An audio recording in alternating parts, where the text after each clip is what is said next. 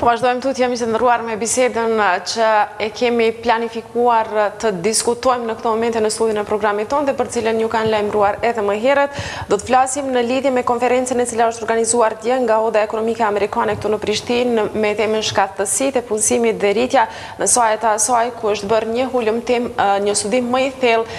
rreth kuadrove të cilat janë të involuara nëpër bizneset dhe kompani të ndryshme dhe sa janë adapt ata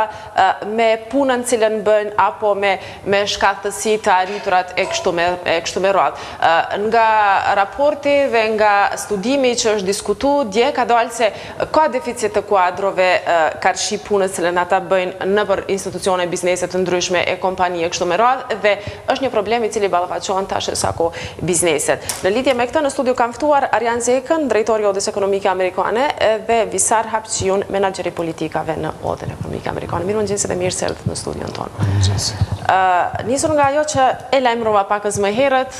tham se në sajt e hulumtimit, me që keni bërë një hulumtim më të thellë në këtë drejtim për të duguri, e cila nuk është duguri e re, është e kamotshme që na përcjell në vendin tonë, ekonominë tonë,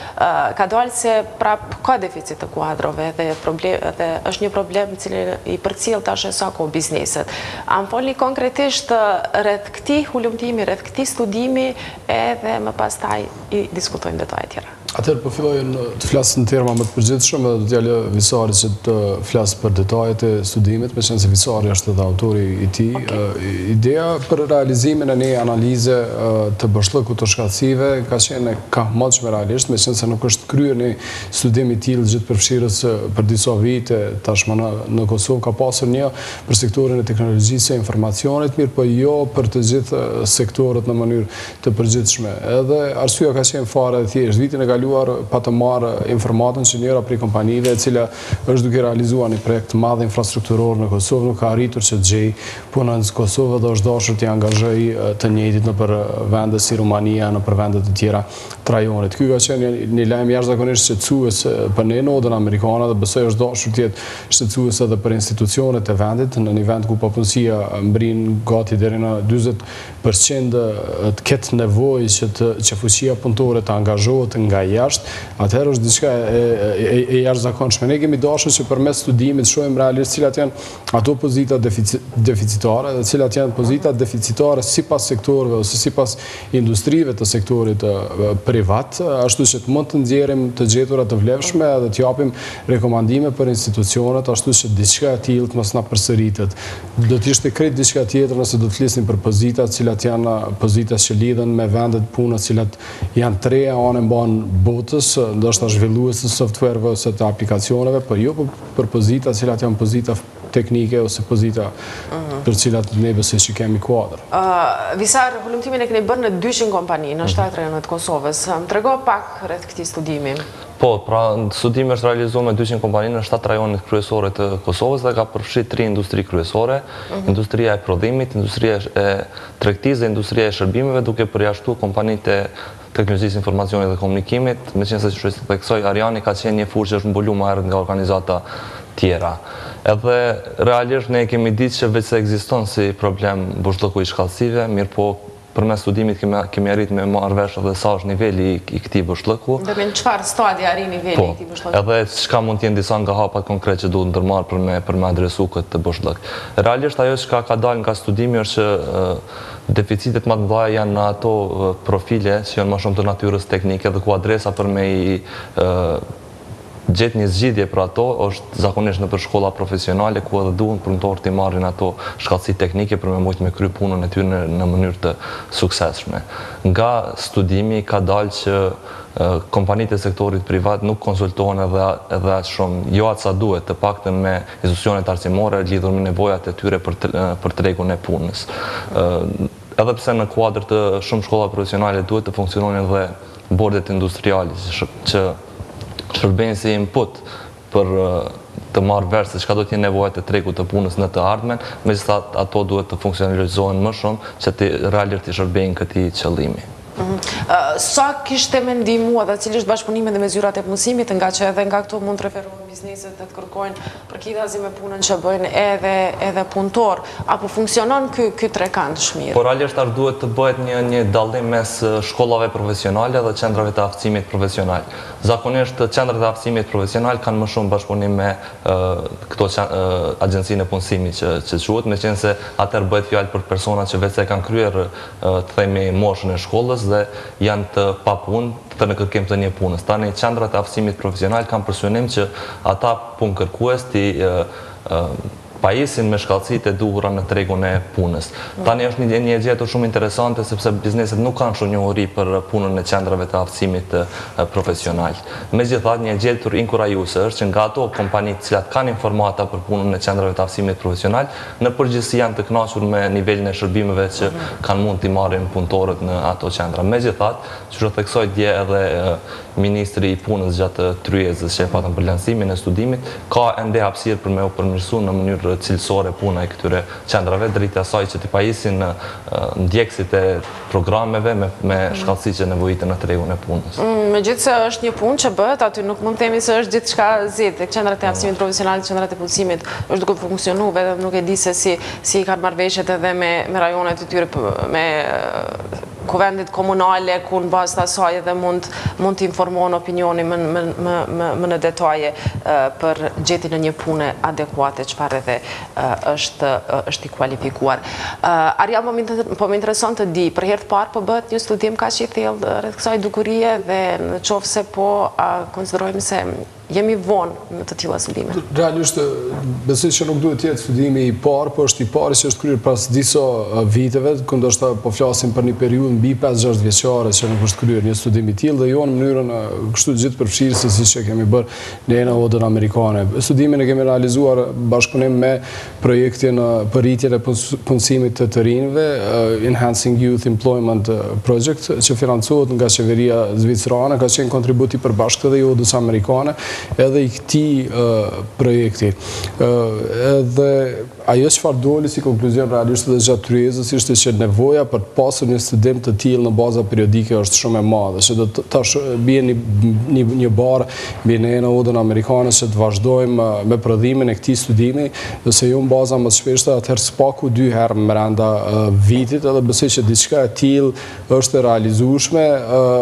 U tha aty gjatë tryezës që ndoshta përgjegjësia kryesore do duhet të ishte institucioneve, po ndoshta duke u bazuar në studimet e ngjashme të cilat janë prodhuar në të kaluar nga ana e institucioneve, besueshmëria të gjeturave të tyre mund të vihet në pikpyetje, kështu që ndoshta i takon një institucioni, një organizate të pavarur si rasti odës amerikane edhe i të tjerave që të marrin përsipër prodhimin e një studimi të tillë. Po megjithatë ne tashmë marrëm dham zotimin tonë që do të vazhdojmë prodhimin e studimit në baza periodike, cila duhet të jetë ajo. Por a konsideroni se do duhet kishit një bashkëpunim qoftë me Ministrinë e Arsimit, qoftë me Ministrinë e Punës dhe Mirëqenies Sociale, nga që janë edhe këta aktorët që janë të involvuar në këtë dukuri? Natyrisht sa flitet për cilësinë e dobët të edukimit në vendin tonë, jo vetëm kur publikohen rezultatet e testit PISA, po edhe në rastet e tjera ngjashëm kur flasim edhe për deficitet në tregun e punës, faji kryesor po i vihet Ministrisë së Arsimit, meqense se ata kanë për detyrë edhe si them politik bërje në fushën e edukimit, po edhe zbatimin e atyre politikave cilat ata i ndërmarrin. Gjithçka gjithmonë është diskutuar vetëm për problemet në nivel të arsimit të lartë, edhe dje gjatë konferencës na erdhi mirë që ministri i ri e pranoi që spaku nëse problemet adresohen vetëm në nivelin e institucioneve arsimore të larta, atëherë gjithçka është shumë vonë. Duhet fillohet që në fazat më të hershme të edukimit, pra nga edukimi fillor i ulët, ciklin fillor të ulët, edhe pastaj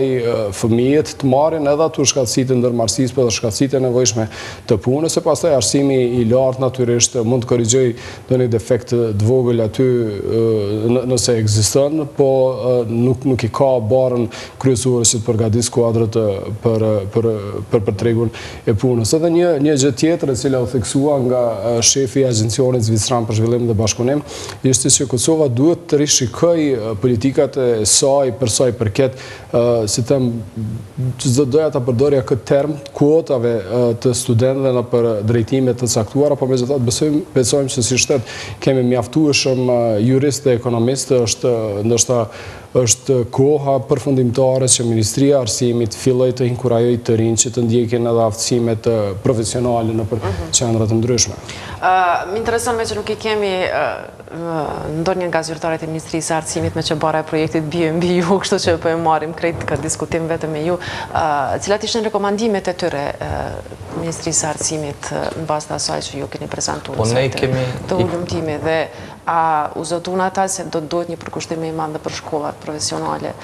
ndoshta edhe të përgatiten edhe kuadrot mësimdhënës edhe kushtet më përshtatshme. Po realisht kjo ka qenë rekomandimi jon kryesor që pikë së të krijohet një ndërlidhje më e mirë mes sektorit privat dhe institucioneve arsimore, në mënyrë që kërkesat e tyre të reflektohen qoftë në strategjitë në sektorin e arsimit, mirë po edhe në kurrikulat e institucioneve arsimore. Tani na vjen shumë mirë që edhe Ministri I Arsimit e theksoi që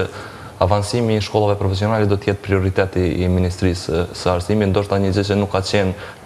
në të kaluarën, nëse shihet për shembull strategjia e arsimit për periudhën 2017-2021, mund të shihet që nëse shikohet vetëm buxheti, atëherë nuk reflektohet si prioritet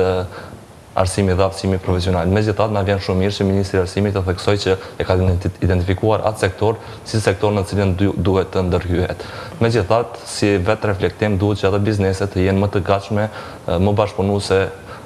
për të komunikuar me sektorin e arsimit dhe për të shpalosur nevojat e tyre.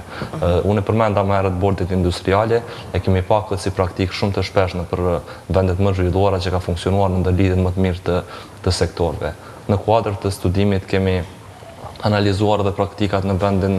në Gjermani dhe në Indi për dy çështje të ndryshme, në aspekt analizimit të sistemit dual të arsimit që funksionon në Gjermani dhe në Zvicër, ndërsa në Indi për krijimin e standardeve të profesionit. Standardet e profesionit të cilat më vonë formojnë pakot e kualifikimeve që quhen, duhet të shërbejnë si një lloj garance për